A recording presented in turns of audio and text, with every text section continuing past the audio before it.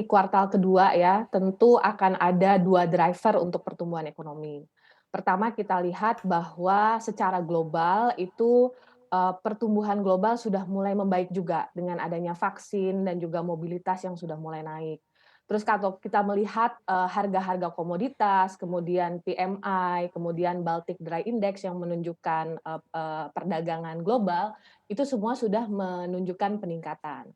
Nah, driver kedua yang juga utama itu adalah tentu driver dari perekonomian domestik.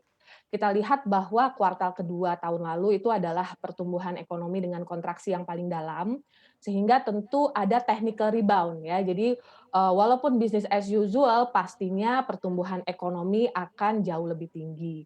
Tapi kita melihat, pertumbuhan ekonomi mungkin sekitar di atas 5,2%, melihat bahwa beberapa rebound itu baru muncul di bulan Maret ya. Mhm Kalau kita mhm. perhatikan beberapa indeks ya, indeks penjualan retail itu baru hijau di bulan Maret, kemudian indeks keyakinan konsumen itu memang dari Februari, penjualan mobil itu berkat, beberapa kebijakan fiskal juga di, pajak PPNBM itu, naik pesat di 10,5% year on year di bulan Maret.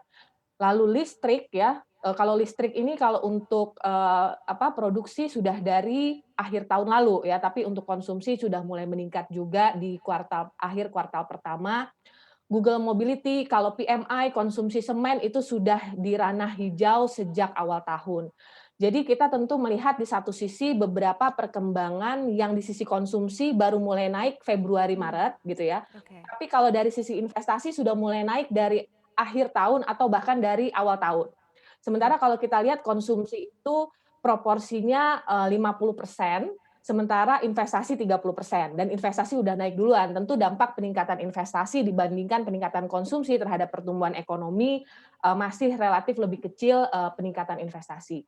Akan tetapi in general untuk kuartal 2 kita sangat optimis. Salah satu yang bisa menyebabkan ini mungkin bisa tumbuh di atas perkiraan, itu adalah kalau, vaksinasi ini terus berjalan ya dan kita Mhm. memang ketat menjaga 3M dan 3T tersebut sehingga Covid ini cepat selesai.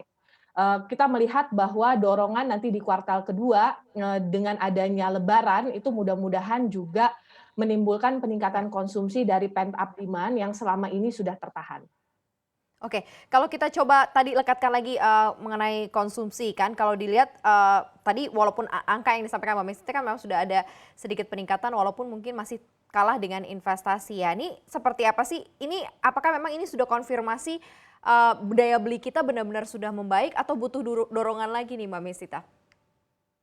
Nah, kalau daya beli ya Mbak Maria, daya beli di level golongan menengah ke bawah, the poor and vulnerable, tentu masih terganggu oleh pandemi.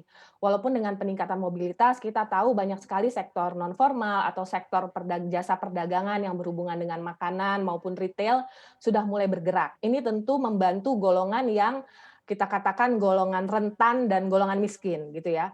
Tapi golongan kelas menengah, kalau kita melihat peningkatan deposito di perbankan, itu sebenarnya isunya bukan daya beli, isunya Mmm, adalah keinginan untuk konsumsi. Oleh karena itulah makanya kemarin waktu kita memberikan PPNBM untuk mobil itu dampaknya sangat-sangat besar ya dari Maret, dibandingkan dengan Februari itu naik 72%. mhm. Jadi, yang diharapkan sekarang adalah kita mendorong tidak hanya di golongan rentan dan ke bawah, yang tentu kita terus bantu dengan perlinsos dan berbagai jenis insentif yang membantu UMKM misalnya. Kemudian golongan yang tengah dan atas ini yang selama ini menahan konsumsi, kita Mmm. berikan, stimulus seperti PPNBM, kemudian nanti kita akan, membantu juga sektor pariwisata pada saat, pandemi sudah reda. Dan juga jangan lupa ya, Indonesia ini termasuk yang vaksinasinya cukup berhasil loh. Kita nomor Iya. 9 di dunia dari segi jumlah yang sudah tervaksin, ini semua adalah driver bagi confidence untuk kelas menengah. Tapi kalau kita melihat angka confidence-nya, dari Februari, Maret itu sudah menunjukkan peningkatan yang stabil. Jadi sebetulnya ini tinggal magnitude-nya saja, arahnya sudah betul, tinggal magnitude-nya saja yang perlu diperkuat. Jangan lupa untuk install aplikasi CNBC Indonesia yang tersedia di App Store dan Play Store dan ikuti terus perkembangan ekonomi bisnis terkini hanya di CNBC Indonesia Beyond Business.